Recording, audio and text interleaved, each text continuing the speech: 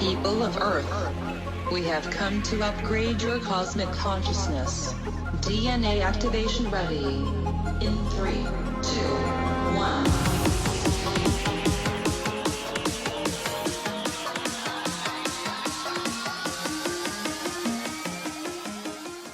Hi, welcome to Q&A on Breakthrough Leadership. I'm Craig Anderson. And I'm Lou Quinto. Lou, we have talked a lot over the last year about just all the changes companies have had to go through with their processes. I can't even guess how many episodes we've had to talk about that over the last year. I can't remember. Last year's just a blur to me. It's just, I've PTSD'd 2020 away. Exactly, yeah.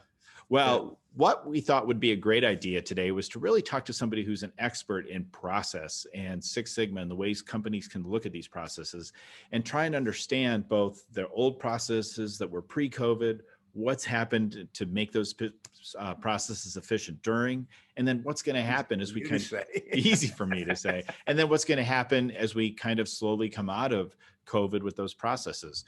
So we reached out to Rachel Lamb, president of Results with Rachel, who does a lot of work around Six Sigma and Agile and Lean management, and is working with a lot of different companies as they assess these issues. So we will go ahead and have a great conversation here with Rachel Lamb. Rachel, welcome to Q&A and Breakthrough Leadership. We're glad to have you here with us today. Thanks for having me. Absolutely. Well, why don't you tell our viewers a little bit about Results with Rachel and the work that you do? Well, great.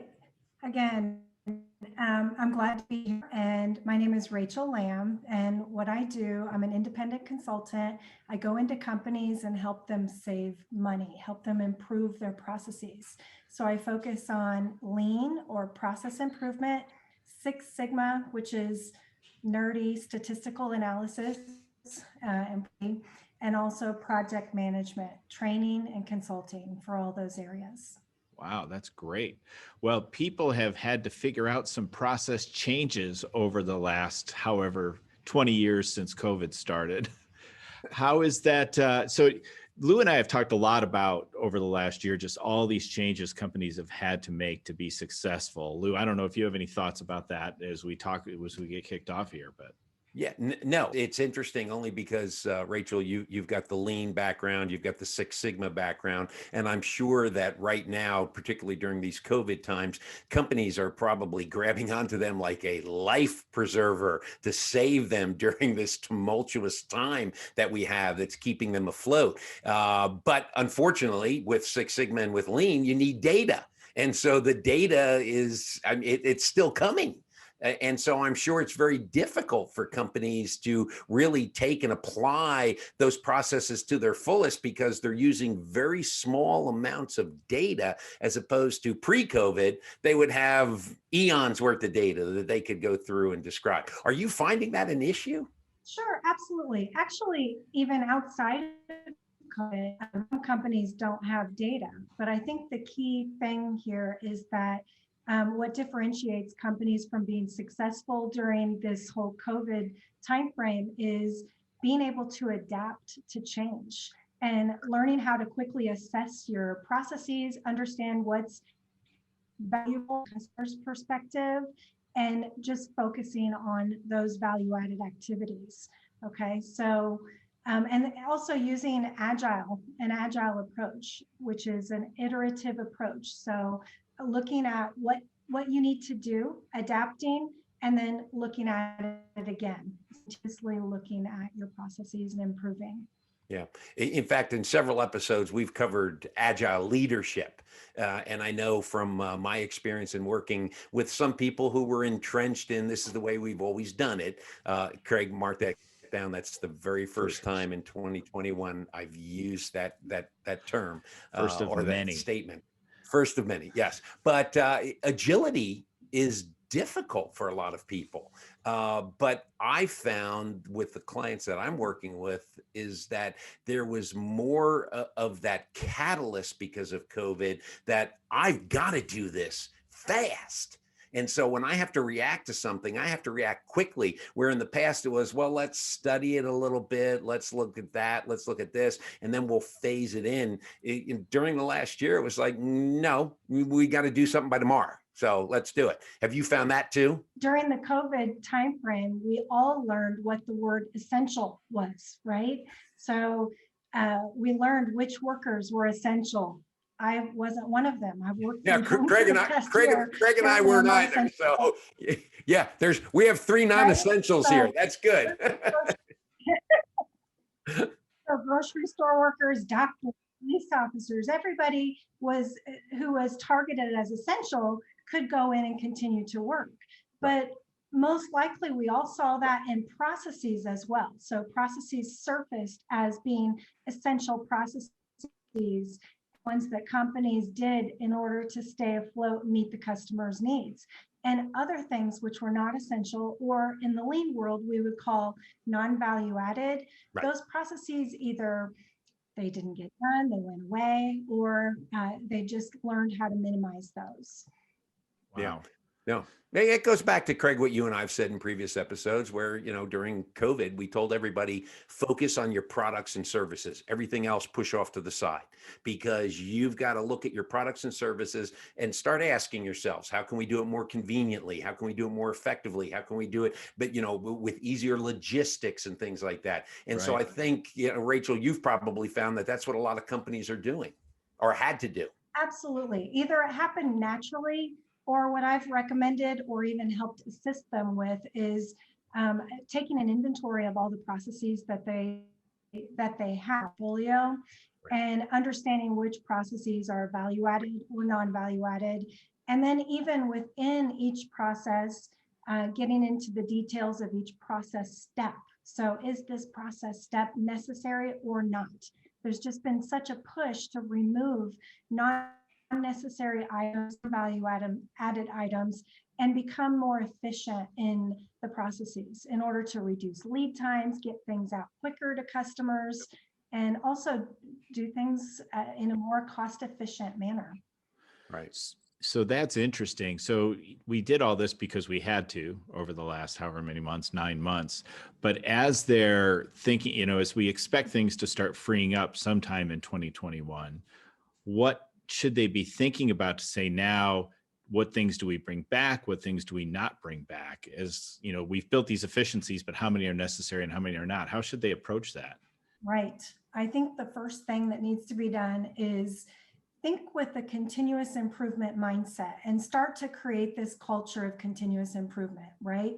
So things are different and things will continue to change throughout our lifetimes. So we have to learn to those change. Keep the processes that are valuable, and then focus and identify on the processes that are non-value added. So you've identified them, then what do? You either eliminate them or reduce them, figure out how to make them more efficient. Okay, so you need to focus on reducing wastes out of processes as much as possible. Now, what are wastes in processes? One example might be doing more than what the customer wants. Great sales tactic. It's an exciter. You're making the customer happy. Essentially, it's overproduction. That's what we call it in the lean world. It's one of the 7 wastes. Also, producing defects, having to rework and do things again is a wasteful activity. So how can you error-proof that process so that you don't produce those defects, so that you don't have to spend the time reworking? Taking too many steps to get the job done. How can you better organize the work? Organize your file systems, organize those common systems that we use to communicate now that most of us work virtually, okay? Those are ways that you could, or examples of waste and ways that you could eliminate waste.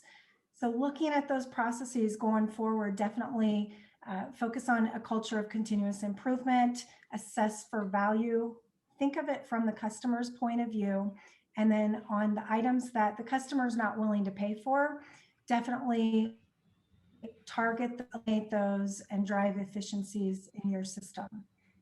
Cool. Are you finding that people are actually using the Deming think, do, check, and act now, and they're being more conscious of those 4 steps? Or are they just, let's think about what needs to be done and let's do it, and forgetting about the checking part of it? I think that naturally people go through those cycles, the Deming plan, do, check, act cycles, for sure. but they're learning how to do those faster, right? So think about our schools, for example, whereas it's completely unheard of that we have kids learning from home. And every day the schools are having to kind of reevaluate based on the new requirements that are coming out of the CDC. So how many kids can be in the classroom? How far apart do they have to be? When do we need to inform the family or a COVID case in the school? So all of these requirements are changing.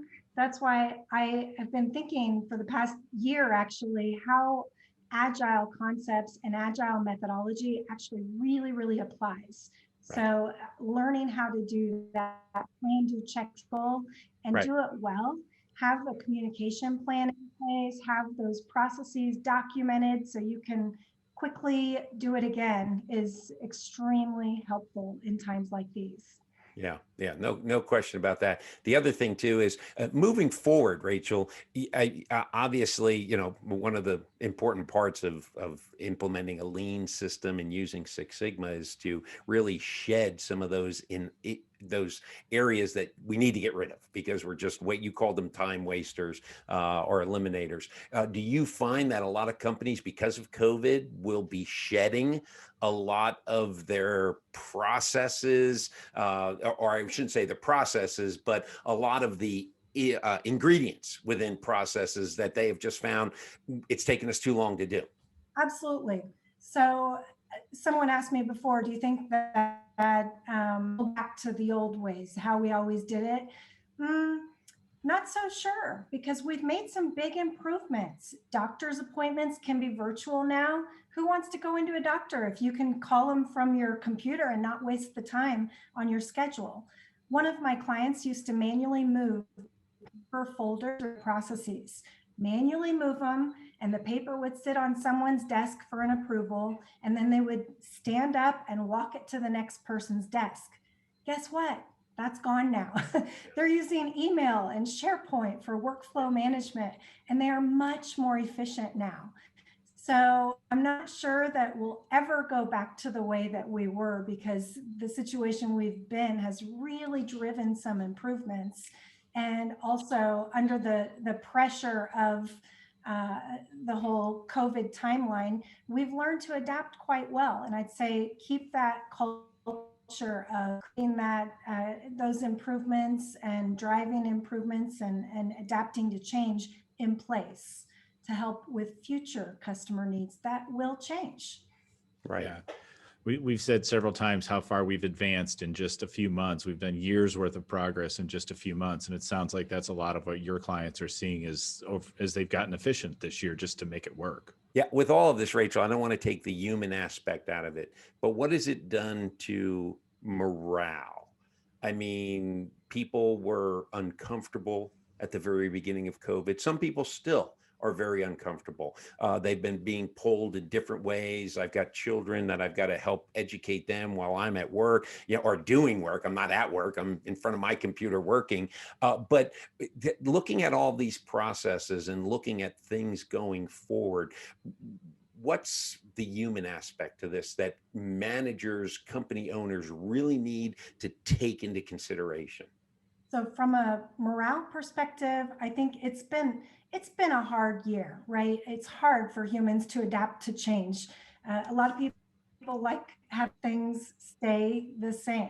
However, on the flip side, because we've been focusing on processes that are important or essential, companies have been able to eliminate some of that tedious extra work that folks might not necessarily like doing. So I think that's helped.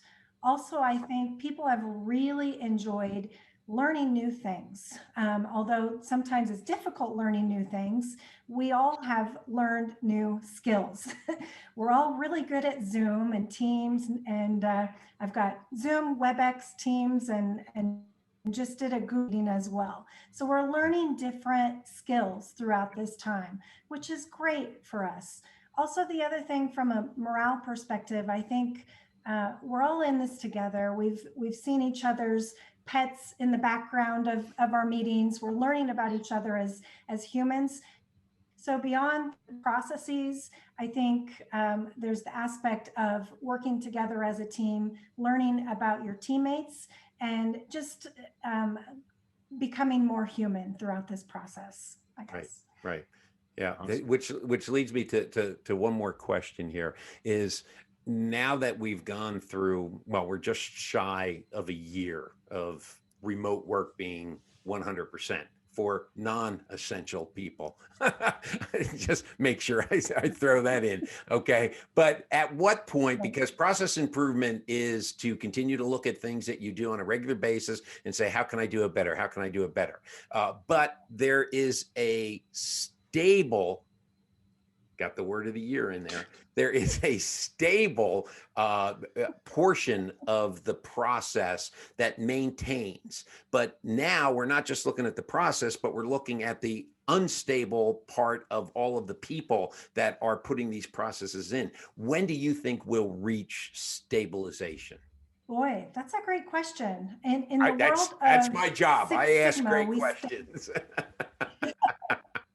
we study variation, and variation usually always exists. So I'd say we shouldn't rest ever, right? We should always plan for instability, because you always have variability.